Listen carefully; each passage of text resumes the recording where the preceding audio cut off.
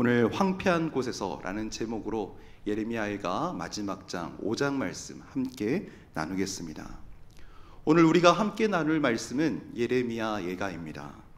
아직도 구약 성경만을 믿는 유대인들은 예루살렘에 무너지고 남겨진 통곡의 벽 앞에서 눈물을 흘리면서 이 예레미야 예가의 말씀을 읊조린다고 하지요. 오늘 그 예레미야 예가 말씀 중에서 마지막 장 5장 말씀을 보기 원합니다.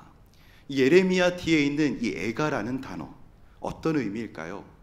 슬픔의 노래라는 뜻을 지닌 그런 한자어라고 생각할 수 있겠지만 한자어가 아닙니다.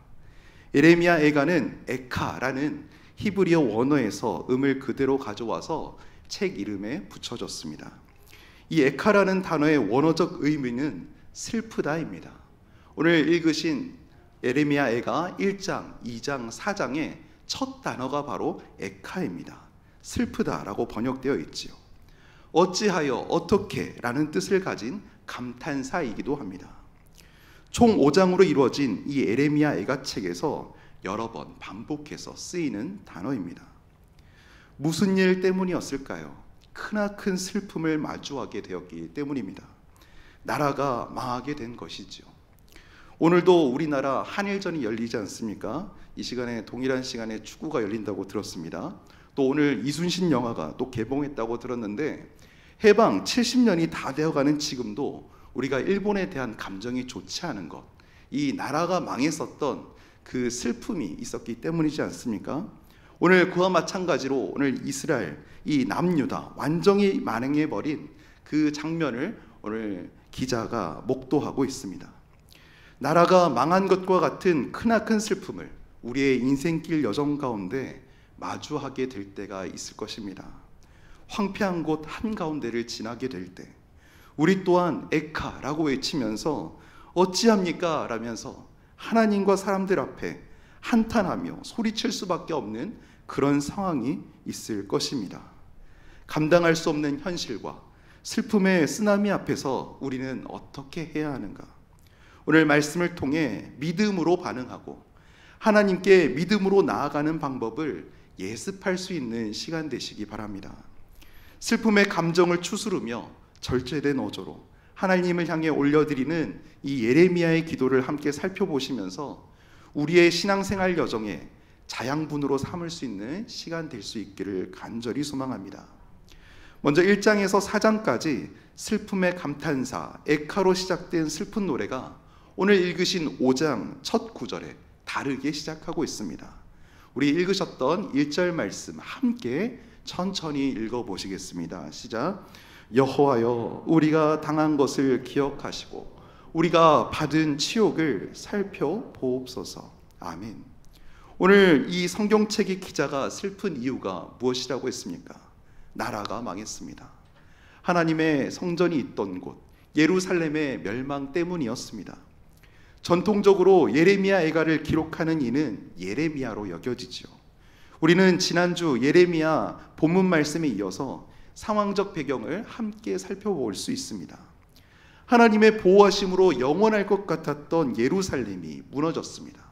주석 따라 차이가 있는데 바벨론에 의해 주전 587년 또는 주전 586년 이 남유다가 최종적으로 멸망했습니다. 이 민족 바빌론에 의해서 처참하게 짓밟히고 유린당했던 모습들, 도저히 택한 백성, 하나님의 백성들이 수용할 수 없는 그런 현실들이 눈앞에 펼쳐진 일들로 인하여서 참담함을 가눌 길이 없는 상황입니다. 그런데 이렇게 이해되지 않는 이 상황 앞에서 억울하고 슬픈 감정을 쏟아내는 것으로 말씀이 끝나지 않았습니다. 5장에서 그 모든 치욕과 암울한 현실을 뛰어넘어 침묵하고 계시는 여호와를 향하여 눈앞에 보이는 현실 그대로를 하나님께 아뢰면서 예레미야는 하나님을 초대하고 있습니다. 충격과 안타까움으로 불려진 슬프고 암담한 노래는 마지막 5장에서 하나님을 그렇게 초대하고 있습니다. 사랑하는 주의 성도 여러분, 문제와 어려움에 직면할 때 우리가 먼저 할 일이 무엇이겠습니까? 기억하시기 바랍니다. 황폐한 곳에서 하나님을 초대하시기 바랍니다. 인생의 참혹함을 만날 때 어찌 아시겠습니까? 우리는 하나님을 초대해야만 합니다. 하나님을 초대할 때 내게 일어난 그 문제와 그 상황 앞에서 우리는 매몰되지 않고 문제를 뛰어넘어 하나님과 함께 그 상황을, 그 관계를, 그 어려움에 처한 그 문제들을 객관적으로 바라보는 일들이 가능해집니다. 오늘 예레미야는 치욕의 현장을 하나님 앞에서 객관적으로 바라봅니다. 황폐한 곳에 처하게 될 때 우리가 가져야 할 시선과 태도이겠죠. 처참한 현장을 일일이 설명하면서 그렇게 자세하게, 디테일하게 바라보는 까닭이 있습니다. 자기 자신을 돌아보며 자숙하기 때문입니다. 하나님 앞에 탄식하지만 분명하게 자신과 자기 민족의 죄를 반성하며 회개하기 때문입니다. 이 상황 앞에서 하나님 앞에 진실하게 저질렀던 모든 죄악들을 철저하게 뉘우치고 회개하며 가난한 심정으로 주님을 찾고 있습니다. 처참하고 황폐해진 땅에서 하나님을 초대하는 기도 다시 함께 보시겠습니다. 읽으셨던 1절 말씀 다시 한 번 더 읽겠습니다.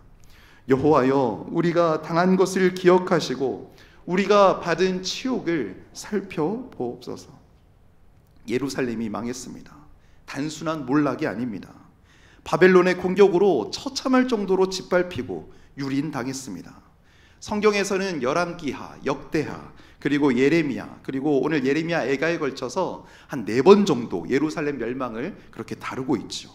오늘 본문에서 그때 처참한 참상들을 한 번 더 생생하게 관찰자 예레미야 입장에서 그려내고 있습니다. 마치 자기 반성 노트를 쓰는 것처럼 그렇게 예레미야는 하나하나를 영화에서 그려내는 것처럼 디테일하게 그렇게 바라보고 있습니다. 얼마나 처참합니까? 요한 마르틴이라는 신학자는 이 예레미야 애가의 내용을 신명기 28장의 축복 다음에 나오는 모든 저주가 어떻게 성취되었는지 보여주는 실제 사례라고 그렇게 표현했습니다. 실제로 신명기 28장의 기나긴 저주의 결과가 예레미야 애가에서 비슷한 표현으로 사실적으로 표현되고 있죠. 오늘 본문 상황은 그 내용들이 상세히 나오고 있습니다. 예루살렘 백성의 고난이 얼마나 처참하게 그려지고 있습니까? 기본적인 생활조차 할 수 없는 상황. 백성에게 진정한 양식을 공급하시는 분이 하나님이신데 유다의 백성들은 하나님 대신 강대국들을 의존했습니다. 그 결과 열방의 도움을 받기는커녕 그들로 인하여 멸망에 이르렀습니다. 풍요로운 땅에서 굶주렸고 살아가는 모습이 너무나 가련했으며 이들에게 구원자도 없이 위로자도 없이 그렇게 끝을 맞이해야 했습니다. 정치, 경제, 군사, 외교 부분만 무너진 것이 아니었지요. 민생이 처참함을 경험했습니다. 유다 공동체, 어린아이에 이르러서부터 어르신들에 이르기까지 각계각층, 각 세대가 모두 다 붕괴된 모습을 너무나 사실적으로 그려내고 있습니다. 11절에서 12절에서는 청년들과 여자들이 시온과 유다 땅에서 자기들의 땅이었던 그곳에서 끔찍한 잔혹행위와 폭력, 억압의 대상이 되고 있으며 지도자들은 모든 지지와 권세를 잃어버린 모습들이 그려집니다. 모든 지도자들, 노인들이 사라지고 청년들은 원래 동물이나 노예들이 하던 그런 막노동, 중노동을 감당하고 있으며 보호받고 사랑받아야 할 아이들이 경제활동으로 넘어지고 다치는 그 모습들이 그려지고 있습니다. 인생의 모든 노래와 춤, 즐거움, 이와 같은 모든 엔터테인먼트들은 다 사라졌습니다. 이 모든 것이 무엇을 말해줍니까? 하나님을 떠난 죄의 결과, 그 죄가 얼마나 비참한 일인지 여실히 우리에게 보여주는 대목들입니다. 하나님께서는 신명기 28장 후반부에 분명히 말씀하셨습니다. 하나님을 떠난 결과는 저주밖에 없음을, 죽음밖에 없음을 그렇게 말씀하셨지요. 그러기에 하나님을 떠나지 말라고 신신당부하셨습니다. 택한 백성들이 불순종을 일삼을 때마다 이스라엘 전체 역사 속에서 순간순간마다 이스라엘이 범죄한 바로 그때마다 하나님은 돌아서라고 하시면서 구해주시고 또 이렇게 하나님은 선지자들을 통해서 계속해서 말씀하셨습니다. 이 모든 과정들을 다 말씀드릴 수는 없지만 그 내용을 요약 정리할 수 있는 내용인 신명기 28장 15절, 20절 말씀 우리 영상에 함께 보시겠습니다. 내가 만일 내 하나님 여호와의 말씀을 순종하지 아니하며 내가 오늘 내게 명령하는 그의 모든 명령과 규례를 지켜 행하지 아니하면 이 모든 저주가 내게 임하며 내게 이를 것이니 20절입니다. 내가 악을 행하여 그를 잊음으로 내 손으로 하는 모든 일에 여호와께서 저주와 혼란과 책망을 내리사 망하며 속히 파멸하게 하실 것이며. 아멘. 우리는 신명기 28장 전체 내용을 기억해야 합니다. 머리가 되고 위가 되고 앞선 자가 되며 나가도 복을 받고 들어가도 복을 받을 것이라는 그 축복의 메시지뿐만이 아니라 하나님을 붙들지 않을 때 우리가 어떤 저주와 비참함에 머물게 되는지 하나님께서 분명히 말씀하신 내용들을 우리는 명확하게 기억해야 할 것입니다. 예레미야는 이 메시지에 걸맞는 삶을 살아야 한다고 이전 선지자들의 외쳤던 그 외침과 동일하게 이스라엘 백성들, 남유다 사람들에게 동일하게 전했었지요. 그렇게 하나님의 택한 백성들을 향하여 경고하면서 살아계신 하나님의 말씀을 전했었습니다. 결국 끝끝내 불순종하여 모든 것을 되돌릴 수 없는 나라가 망한 상황을 맞이하고야 말았습니다. 그토록 최선을 다했건만 끝끝내 돌아서지 않았던 유다 백성들을 향한 원망이나 비난 메시지들을 예레미야는 남기지 않았습니다. 자신의 눈앞에 펼쳐진 예루살렘의 멸망 장면을 목도하면서도 다시 하나님을 찾습니다. 그리고 하나님 앞에 회개합니다. 자신을 이스라엘 백성들과 동일시합니다. 어떤 표현이 자주 나옵니까? 우리라는 표현을 쓰고 있죠. 난 내 할 일 했습니다 라고 하면서 그렇게 내빼거나 하지 않았습니다. 무너진 성벽에 대한 소식을 듣고 울며 하나님 앞에 회개했던 느헤미야처럼 예레미야 역시 16절에서 우리의 범죄 때문이었음을 그렇게 하나님 앞에서 고백하고 있습니다. 그는 눈앞의 현실 앞에 끝까지 포기하지 않았습니다. 하나님께 기도했지요. 심판받은 현장에 하나님을 향해 기도하면서 굳이 하나님을 초대했던 이유가 있었습니다. 하나님께 따지기 위함이 아니었지요. 예레미야는 이미 믿음으로 모든 상황, 모든 문제들을 다 수용했습니다. 기억하시기 바랍니다. 하나님을 우리가 우리의 문제와 상황, 우리의 황폐한 곳에 하나님을 초대했다면 이제 우리가 반응해야 할 행동들입니다. 우리가 기억해야 할 메시지입니다. 황폐한 그곳에서 현재의 상황과 문제들을 하나님 안에서 수용할 수 있는 성도들 되시기 바랍니다. 우리는 인생을 살아가며 의문이 참 많게 됩니다. 지나온 우리의 삶이 명쾌하게 설명되지도 않습니다. 인생길을 걷다가 황폐한 곳에 머무르게 될 때 우리는 어떻게 반응해 왔고 지금 그 길을 걷고 있는다면 어떻게 반응하고 계십니까? 황폐함, 거칠고 피폐한 것을 말하죠. 무너지고 부서져서 아무런 소망이 없는 그런 일, 상황, 환경에 접어들 때 우리의 모습은 어떠합니까? 2004년도에 베스트셀러가 되었던 책이 있습니다. 인생 수업이라는 책 기억하시는 분들 계실 것입니다. 그 책의 저자인 엘리자베스 퀴블러 로스, 이 저자가 죽음의 순간이라는 책에서 불현듯 고난을 만난 사람들의 상태 변화를 잘 정리해 놓았습니다. 이 책에서 목숨을 위협하는 병에 걸려서 죽음에 이르기까지 사람들이 일반적으로 거치게 되는 5단계를 설명했습니다. 명쾌하게 설명되지 않는 불행이 내 인생에 갑자기 찾아왔을 때 우리 또한 비슷한 과정을 겪지요. 청년부를 담당했을 때 주로 여자친구와 헤어진, 남자친구와 헤어진 청년들 또한 동일한 과정을 많이 겪었고 인생의 불행을 맞이하는 많은 사람들 또한 이 책에서 밝히는 5단계의 과정을 겪는 것들을 많이 보았습니다. 먼저 1단계입니다. 불행이 찾아왔을 때, 불현듯 목숨을 위협하는 질병이 찾아왔을 때 처음에는 부정합니다. 자기 자신이 병에 걸렸다는 것을 부정합니다. 2단계입니다. 분노합니다. 자신에게 처한 일들로 인하여서 의료진 또는 가족에게 고래고래 소리를 지릅니다. 3단계입니다. 이제 거래를 하죠. 절대자 앞에서 죽음을 좀 연기해달라고 그렇게 요청하며 기도합니다. 4단계에 이르릅니다. 깊은 우울감에 빠지는 단계입니다. 그리고 그 마지막으로 이 모든 단계의 어떤 과정과 시간들을 지나서 5단계, 자기에게 주어진 그 상황, 그 문제, 그 질병과 죽음, 그 어려움들을 마침내 수용하는 단계를 지내온다고 합니다. 예레미야의 기도에서 주목할 것이 있습니다. 오늘 엘리자베스 키블로로스 이 저자가 말했던 것처럼 이 예레미야가 겪는 과정 중에 앞 단계들을 단숨에 뛰어넘어서 마침내 수렴하는 단계가 있었습니다. 그것은 바로 5단계, 바로 믿음으로 수용하는 단계였습니다. 오늘 예레미야는, 이 시인은 바벨론이 얼마나 악하고 비열하며 못된 나라인지 굳이 일일이 설명하지 않았습니다. 남 탓하지 않았던 것이죠.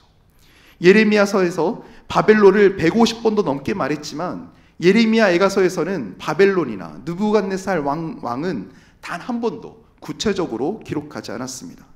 예레미야가 흘리는 눈물은 처참한 상황 속에 무엇 때문에 이 일이 발생했는지 정확히 알고 흘리는 그런 눈물이었습니다. 바벨론 때문이 아니었고 누구 때문에요? 바로 자기 자신, 자기 공동체, 우리 민족, 하나님의 뜻에 따르지 않았고 자기 소견에 옳은 대로 행했던 하나님 백성의 순종치 않은 태도에 대해서 하나님 앞에 철저히 회개했습니다. 남유다의 불순종, 죄의 결과가 가져오는 비극과 참담함을 바로 직시하면서 하나님 앞에 회개했던 것입니다. 자신과 자신이 속한 공동체의 책임으로 그렇게 느꼈습니다. 하나님 앞에 자숙하면서 어떠한 과장도 포장도 허세도 없이 뿌리 뽑지 못한 죄가 어떤 결과를 초래하는지 민낯을 드러내는 그런 기도를 하나님께 올려드렸습니다. 오늘날 내게 주어진 문제와 어려움들, 그 모든 고난을 명쾌하게 받아들일 수 있는 사람은 지금 이곳에 함께하고 계시는 우리 성도님들 중에 과연 몇 명이나 되겠습니까? 우리는 솔직히 이렇게 고백할 수 있습니다.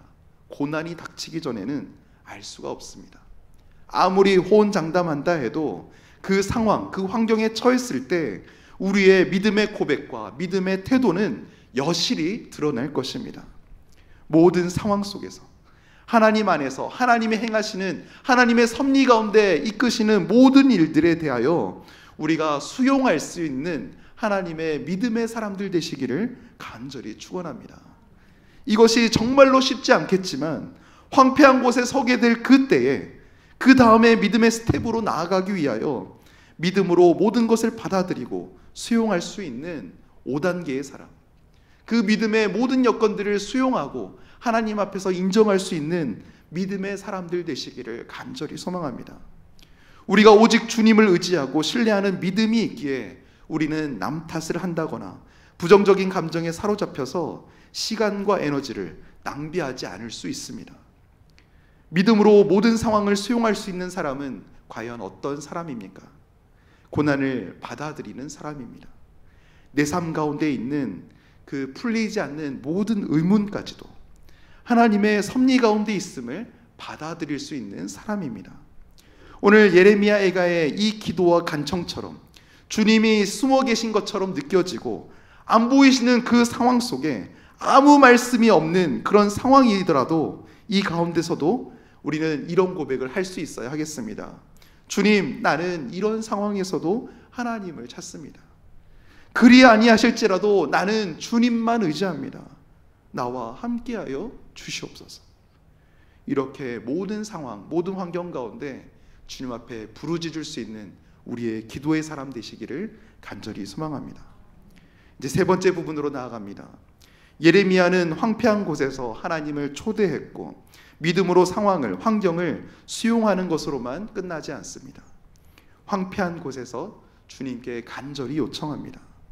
하나님께 기억하시고 살펴보옵소서, 이렇게 간곡히 기도합니다. 지금은 비록 숨어 계신 것 같고 침묵하시는 것처럼 보이는 그런 하나님이지만 이 보이지 않는 하나님께 모든 것에 이것의 통치자가 되시는 분이 바로 하나님이시요 이 모든 일의 주관자 되시는 분이 하나님이심을 과감히 선언하고 있습니다. 하나님께 간절히 부탁하는 기도의 내용이 무엇이겠습니까? 우리가 5장을 마무리 짓는 기도를 함께 읽었지요. 우리 5장 21절 말씀, 우리 천천히 함께 21절 말씀 읽어 보시겠습니다. 시작. 여호와여, 우리를 주께로 돌이키소서. 그리하시면 우리가 주께로 돌아가겠사오니 우리의 날들을 다시 새롭게 하사 옛적 같게 하옵소서. 주님, 우리가 돌아가겠습니다. 우리의 날들을 다시 새롭게 하사 옛적 같게 하옵소서. 우리를 버리지 말아 주십시오. 우리를 돌이켜 주십시오. 하나님 앞에 새 마음 새 뜻이 되게 하셔서 다시 옛적에 우리를 이끄시고 인도하셨던 그 하나님의 놀라운 인도하심을 보여주시옵소서. 슬픈 노래가 더 이상 슬픈 일과 슬픈 결과로 끝나지 않도록 우리로 하여금 기도하게 하십니다. 새로운 소망을 품게 하십니다. 꿈꿀 수 없는 상황에 꿈과 소망을 가지고 희망의 발걸음을 내딛게 하십니다. 진실하게 회개하고 우상들로부터 돌아서며 부르신 그곳에서 하나님을 간절히 찾고 하나님만을 의지하며 하나님께만 매달리게 하십니다. 이 기도의 결과가 어떻습니까?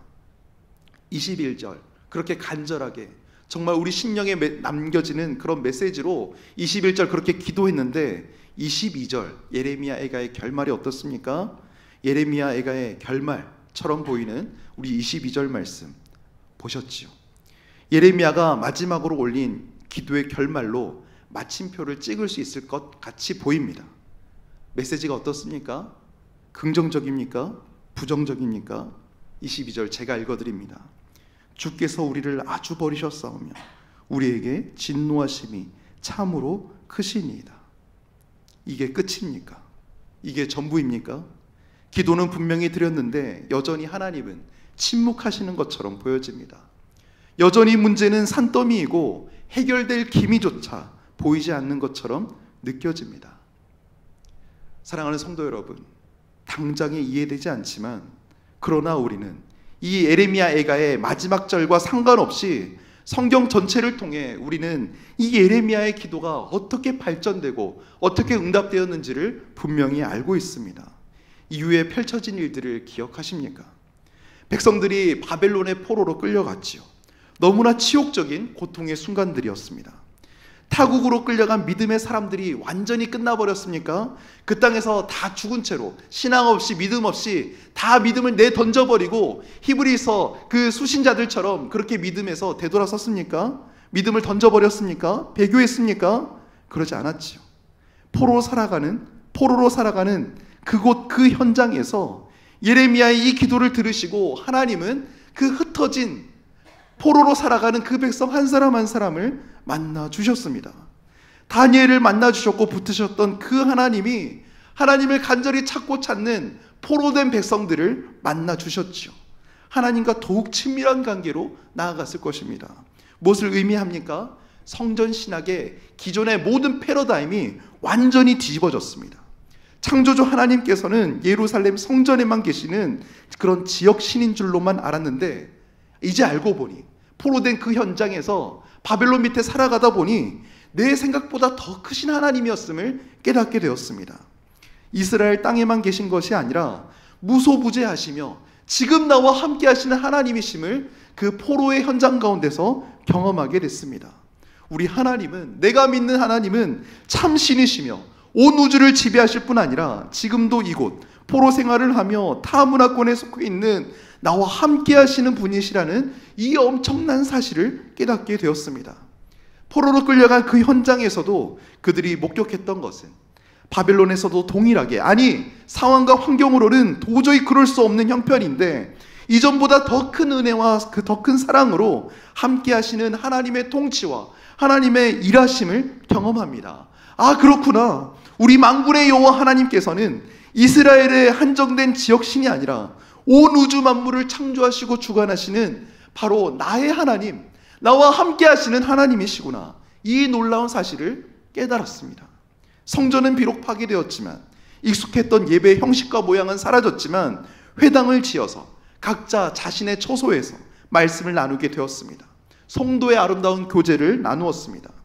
지금의 교회의 원초적인 모습이 그때 만들어진 것이지요. 모이는 교회, 그리고 흩어져도 다시 모여서 하나님을 예배하는 교회, 더욱 뜨겁게 하나님을 이전보다 더욱 사랑하며 더 뜨겁게 하나님을 만나는 교회, 하나님께서 이스라엘의 흩어짐을 통해서 하나님을 더욱 신실하게 붙드는 믿음의 사람들이 되게 하셨고, 이후에 예수 그리스도를 이 땅에 보내주셔서 우리에게 믿음이 전해지기까지 이 모든 일들을 예비하시고 이끌어 오셨습니다. 다시 묻습니다. 예레미야의 기도가 예레미야가 5장 21절에서 끝이 났습니까? 아니면 그 외에 계속해서 영원토록 응답받은 기도의 제목입니까? 우리는 분명히 답할 수 있어야 하겠습니다. 믿음의 선진들이, 선배들이 줄곧 우리에게 하시는 말씀들이 있습니다.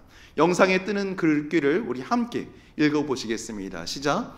그때는 이해하지 못했지만 시간이 흐른 뒤 우리는 하나님이 우리에게 주시는 유익을 깨닫는다. 아멘. 아멘이시죠. 우리의 전 인생을 걸고 답할 수 있는 우리의 간증이지 않습니까? 하나님께서 지금도 우리의 삶을 섭리하시며 우리의 길을 이끌어 가시는 것을 믿으십니까?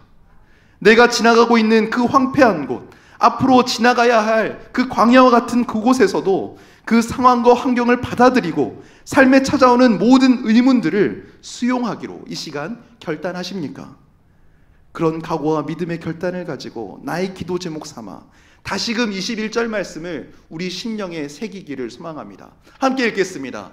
여호와여 우리를 주께로 돌이키소서. 그리하시면 우리가 주께로 돌아가겠사오니 우리의 날들을 다시 새롭게 하사 옛적 같게 하옵소서. 할렐루야. 황폐한 곳에서 하나님을 초대하시는 믿음의 사람들 되시길 축복합니다. 무너진 그곳에서, 쓰러진 그 자리에서 하나님의 방법과 인도하심을 수용할 수 있는 믿음의 사람들이 되시기를 기도합니다. 마지막으로 우리의 소원과 간구를 간절히 애절하게 주께 요청하시기를 바랍니다. 우리는 다 이해할 수 없지만 하나님의 때, 하나님의 방법으로, 하나님의 사람들을 통해 하나님의 시대 가운데 우리를 놀랍게 인도하시고 함께 하시며 반드시 응답하실 것입니다. 슬픈 노래가 더 이상 슬픈 내용과 비극의 결과로 끝나지 않도록 우리와 늘 함께 하시며 우리를 인도해 가실 것입니다.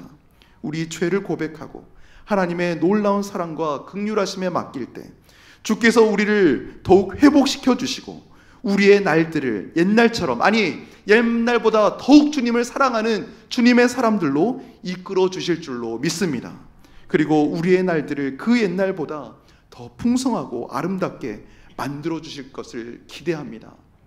오늘 주신 말씀을 기대하며 함께 부르고 싶은 찬양이 있습니다.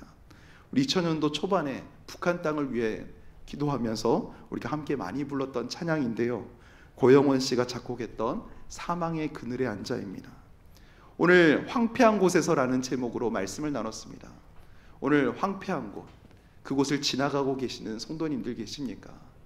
오늘 그곳에 앞으로 지나갈 수도 있는 그 인생의 여정 앞에 우리가 주님을 찾고 주님의 행하시는 일들을 수용할 뿐 아니라 주님께 간절히 찾고 구할 수 있는 믿음의 성도들 되시길 바랍니다.